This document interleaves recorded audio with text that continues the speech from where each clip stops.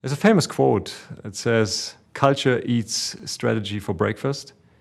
And you can apply that to merger integration, and that would be culture and people issues will eat all your synergies for breakfast and your entire company for lunch if you don't manage the change really well.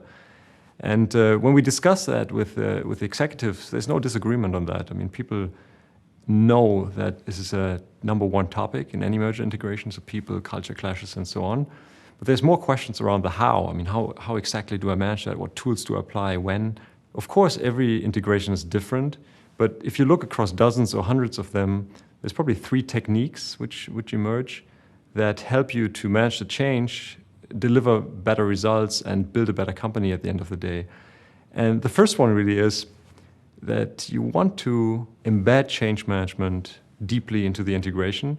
And that means don't make it a separate work stream. I mean, don't make it an effort that you delegate to HR and off they go, but make it a C-level-led, CEO-led exercise. And don't wait. I mean, just start in your diligence. You can pinpoint a few issues already.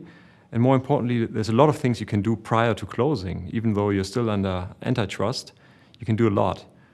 And that brings me to my second point, which is invest into co-creating the foundation of the new company together with the executive team.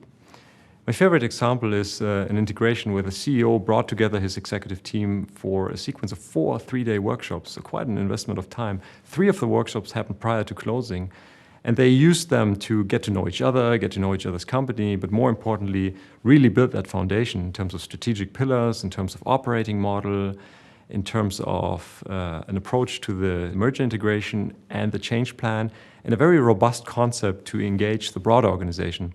Which brings me to my third and last point. You do want to overinvest into cascading the change through the organization.